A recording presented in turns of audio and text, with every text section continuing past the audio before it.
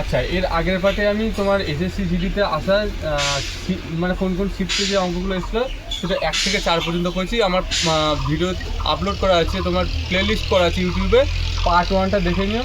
তারপর থেকে করাচ্ছি। দেখো 5 নাম্বার অঙ্কটা কী আছে, বলছে যদি পি এর পি পাচ্ছে 225 হয় তবে পি স্কোয়ারের মান কত। ঠিক আছে, তো তোমাদেরকে তো আমি শিখিয়েছিলাম যে বদমাস রুল, এর মানে কি গুণ। ঠিক আছে, তো পি মানে কি, পি মানে বলছি কেন, পি লিখলাম। এর মানে কি, এর মানে হচ্ছে গুণ। পি পার্সেন্ট মানে কত, পি পার্সেন্ট মানে পি বাই 100 সমান এটার মানটাই কী বলছে 225। 225 তো দিয়ে কী বলছে, তাহলে পি স্কোয়ারের মান কত হবে। দেখো একটা জিনিস খেয়াল করো, এই পি পি গুণ করলে কী হচ্ছে পি স্কোয়ার, আর নিচে কত আছে এই যে 100 ইকুয়াল টু কত আছে 225। বা দেখো এইটা যেমন ভগ্নাংশ আকারে আছে, এটা তো ভগ্নাংশ আকারে নেই, তার জন্য কী ধরে নিতে হবে, এটা 1 আছে নিচে, কিছু নেই মানে কী আছে 1 আছে। এবার কোনাকুনি গুণ করো, পি এর সাথে যদি 1 গুণ করা হয় মানে পি স্কোয়ারের সাথে যদি 1 গুণ করা হয় তাহলে পি স্কোয়ারই হবে সমান। আর 225-এর সাথে যদি 100 গুণ করি তাহলে দুটো শূন্য বেড়ে যাবে, তাহলে দেখো কত হলো 22,500। দেখো অপশানটা আছে 22,500। ঠিক আছে, অঙ্কটা এসেছিলো তোমার কবে, 22শে ফেব্রুয়ারি 2024 সালে শিফট নাম্বার 3, মানে 3 নাম্বার শিফটে এসেছিলো। ঠিক আছে, এর পরের অঙ্কটা দেখো। আচ্ছা 6 নম্বর অঙ্কটা দেখো, এসএসসি জিডি ফেব্রুয়ারি মানে 5 ফেব্রুয়ারি 2025 সালে শিফট নাম্বার 3 এসেছিলো। ঠিক আছে, বলছে একটি কম্পিউটারের মূল্য 22,200 টাকা 200 টাকা।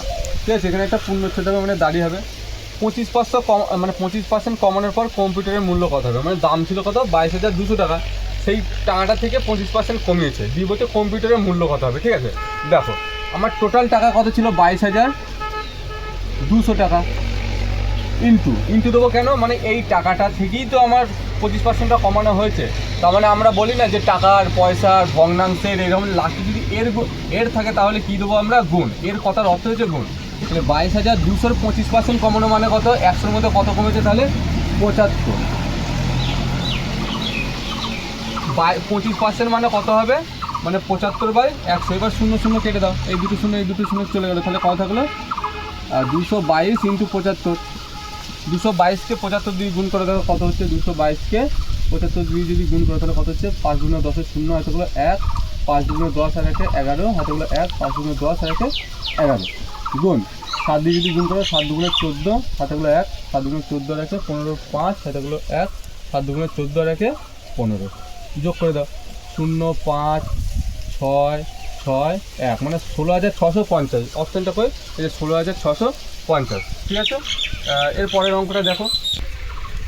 আচ্ছা 7 নম্বর অঙ্কটা কী আছে, যদি এক্সের 2% ইকুয়াল টু 324 হয় তবে এক্স সমান কত হবে, 32,500, 16,300, 32,400 না 1600, 16,200। ঠিক আছে, এসএসসি জিডি 7 ফেব্রুয়ারি 2025 সালে শিফট নাম্বার 1। আচ্ছা তোমরা বলবে দাদা মানে এত সহজ সহজ অঙ্কগুলো তুমি কোথায় পাচ্ছ, আমার একটা ভাই পাঠিয়েছিল নীলমণ্ডল, হ্যাঁ নীলমণ্ডল বলে একটা ভাই, তো ও যেগুলো পাঠিয়েছে ওর মানে এই অঙ্কগুলো কমপ্লিট করে দিই, তারপরে আবার অন্য পাঠে যাবো। ঠিক আছে, যে তোমরা সবাই আমায় অঙ্ক পাঠাতে পারো, আমি সময় মতো করে ভিডিওতে বুঝিয়ে দেবো। ঠিক আছে, দেখো বলছে যদি এক্সের 2%, এক্স এর মানে কি বলেছিলাম গুণ, 2% মানে কত 2/100 সমান 324, বা এক্সট্রা রাখলাম সমান ওদিকে কত আছে 324। তো একটা জিনিস খেয়াল করবে, তোমাদেরকে আমি বারবার বলি, এইদিকে যদি ভগ্নাংশ আকারে থাকে গুণ আকারে, ওদিকে কী হয়ে যাবে সেটা উল্টে যাবে 100/2। এবার 2 দিয়ে কাটাকুটি করে দেখো 16 দুগুণে 32 আর 2 দুগুণে 4, তাহলে কত থাকছে দেখো 162, আর দুটো শূন্য আছে, দুটো শূন্য লেগে গেলো, তাহলে কত হলো 16,200। সঠিক উত্তর 16,200। এর পরের অঙ্কটা দেখো। আচ্ছা 8 নম্বর অঙ্কটা দেখো, বলছে যদি পি এর 35%, আচ্ছা শতাংশটা এখানে বাংলায় দেওয়া আছে, মানে এই যেটা এরকম থাকে। ঠিক আছে, এই যে বলছে পি এর 35%, কিউ এর 60%-এর সমান, এই জায়গাটা বুঝবে। বলছে পি এর মানে কি গুণ, 35% মানে কি 35/100। ঠিক আছে, কিউ এর 60%-এর সমান, কিউ এর 60%-এর সমান, সমান বলতে এই যে ক্লিয়ার। এবার দেখো কাটাকুটি করো দেখি, সমানের এই দিক আর ওই দিকে যদি সেম সংখ্যা থাকে তাহলে কেটে যায়, দেখো 100 কেটে দিলাম। আবার যদি কাটাকুটি করে দেখো 5 দিয়ে যাচ্ছে, 5 7 35, 5 12 60, তাহলে আমি এখানে কি পাচ্ছি দেখো 70 = 12 কিউ।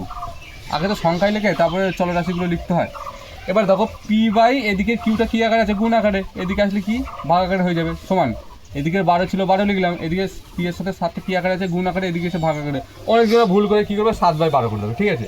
এবার দেখো পরের পাঠটুকুতে যাই, কী আছে বলছে কিউ হয়, এই কিউ হয় পি এর z/3% সমান, মানে সমান বলতে কি বলছে, কিউটা কি হয়, কিউটা হয় পি এর z/3%। তাহলে কিউ ইকাল টু কি লিখতে পারি, পি ইন্টু z/3, শতাংশ বলতে এই যে শতাংশ চিহ্ন দিলাম, হলো, বা কিউ ইকাল টু কী দাঁড়াবে দেখো, পি ইন্টু z/3 আছে তো। আচ্ছা বলো শতাংশ মানে কি সবসময় নিচেই তো হয়, তাই না? তাহলে এদিকে পি ইন্টু z/3 হলো। এবার আমি তোমাদেরকে একটা কথা বলেছিলাম যে এইটা তো বাই আকারে আছে, এই বাইয়ের বদলে কী দেবো, গুণ দেবো, আর নিচে যে সংখ্যাটা থাকে সবসময় কী হয়ে যায়, উল্টে যায়। এইটা দেখো ভগ্নাংশ আকারে আছে বড় ভাগের ওপরে, কিন্তু নিচেটা কিন্তু ভগ্নাংশ আকারে নেই, তার মানে কী ধরে নিতে হবে, 1 ধরে নিতে হবে।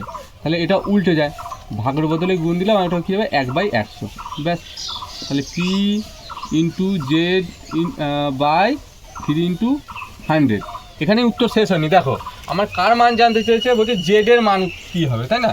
এই জেডের মানটা কী হবে, একটা জিনিস খেয়াল করো, এখানে কিউ দিয়ে আছে না, কিউ এর যে মানটা দিয়ে আছে আমরা এখানে বার করে নেবো। দেখো এখানে কিউ আছে তো, কোনাকুনি গুণ করো, বা যেহেতু আমরা কিউ এর মান বসাবো তার জন্য কিউ ইকাল টু আগে লিখবো 12Q ইকাল টু 7P, বা কিউ ইকাল টু কী হবে বলো তো, 7P/12, গুণ আকার আছে ভাগ আকার হয়ে গেলো। এই যে কিউর মানটা এখানে বসিয়ে দেবো, কেননা আমার কিউর মান চাইনি তো, জেডের মান চাইছে। তো কিউ মানে কত পাচ্ছি, 7P/12। তাহলে এখানে তোমার কিউটা কিউ রেখেছিলাম, এইখানে বসিয়ে দিচ্ছি, হ্যাঁ 7P/12। এবার দেখো পি কেটে চলে যায় তো, এবার কী হবে, 3 4 12, এদিকে 4 হলো, এ দেখো 4 25 100, বা দেখো এর নিচে কী ছিল, মানে কী আছে, 1 আছে, আর এই জেডের সাথে 1 গুণ করলে কী হবে, জেড ইকুয়াল টু 7 25 কত হচ্ছে, 5 7 35, 5 হাতে গেলো 3, আর 7 গুণে 14, আর 3 তোমার, হ্যাঁ 14 আর 3 17। এই যে জেডের মান কত, 175 আছে অপশনটা, এই যে 175। এটা যদি বুঝে থাকো তারপরের অঙ্কটা দেখো। আচ্ছা 9 নম্বর অঙ্কটা কী আছে দেখো, বলছে 512 এর 64% প্লাস 215 এর 46% এর মান কত, ঠিক আছে। দেখো 512 তো, এর মানে কি বলেছি, গুণ, 64% মানে কি 64/100, প্লাস 215 আছে লিখে দিলাম, এর মানে কি গুণ, 46% মানে কত, 46/100। এবার এক কাজ করো, দেখো এই দিকেও 100 আছে, এই দিকেও 100 আছে, আছে তো 100 আর 100 লসাগু কত হবে, সেই 100ই হবে, বোঝা গেল। তাহলে আমার ওপরে কী থাকছে, 512 ইন্টু 64, তো 512 ইন্টু 64, এবারই হচ্ছে বিরাট বড় গুণ, 512কে 64 দিয়ে গুণ করো, 4 2 8, 4 1 4, 4 5 20 হলো, গুণ 6 2 12 2, হাতে হলো 1, 6 1 6 1 7, 5 6 30, তাহলে 8, এদিকে 6, এদিকে 7, যোগ করলে 2, এটা 3 হলো। তাহলে 512কে 64 দিয়ে গুণ করলে কত হচ্ছে, 32,738 প্লাস 215কে 46 দিয়ে গুণ করো, তোমার কত দাঁড়াচ্ছে এখানে, 215কে 46 দিয়ে গুণ, 5 6 3 0, হাতে হলো 3, 6 আছে 6 আর 3 9, 6 2 12 গুণ 4 5 20 0, হাতে হলো 2, 4 1 4 আর 2 6, 4 2 কত হবে তোমার 8, 0 9 8 9। এবার দেখো এটা কত পেলাম, 9,890, ঠিক আছে। এবার টোটালটা যোগ করে দাও, 32,768 সাথে 9,890 যোগ করে দাও, তাহলে 9,890, এবার যোগ করে দাও, কত দাঁড়াচ্ছে, 8 আর 0 যোগ করলে 8, 9 আর 6 কত 15, 5 এটা হলো 1, 7 সাথে 1 যোগ করলে 8, 8 8 16, 6 এটা হলো 1, 9 1 10, 10 আর 2 12, আর এটা হলো 1, 3 আর 1 4, তাহলে কত পাচ্ছি, 42,658। দেখো তাহলে এখানে কত লিখবো, 42,658 বাই এই 100 এবার কী করবো, দেখো সব দশমিকের আছে, কটা শূন্য আছে, দুটো শূন্য, তাই 2 ঘর আগে বসবে, 2 ঘর আগে বসা মানে কত হচ্ছে 42, 2 ঘর আগে তো মানে 426.58, দেখো অপশানটা আছে নাকি উত্তরটা, 42,426.58 যে মিলে গেছে। তো যে অঙ্কগুলো করলাম তোমাদের একদিন গ্যাপ দিয়ে হয়তো অঙ্কগুলো আমি নিয়ে আসবো, একদিন অগ্নিবীরের অঙ্ক আর একদিন এসএসসি জিডির অঙ্ক।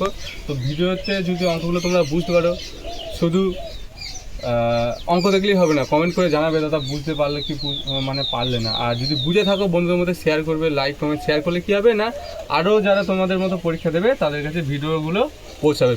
তোমরা, আমি জোর করে বলছি না যে লাইক দিতেই হবে, হ্যাঁ ভালো লাগলে তোমরা লাইক কমেন্ট করবে, এতে আমি আরও ভালো লাগে যে আরও ভিডিও বানাই, বুঝেছো। আর আমার তোমরা ভিডিও করো তো, আমার একটা ক্যামেরা ভাই আছে মানে যে ক্যামেরা করে তার অস্তিত্ব পাওয়া যায় না, খুব ধরে বেঁধে নিয়ে আসতে হয় ওকে, হ্যাঁ। তো আমি চেষ্টা করবো ম্যানেজ করে ওর সাথে ভিডিও আনার। আমি চাই যে তোমরা সবাই পরীক্ষা পাস করো, চাকরি পাও, ব্যাস।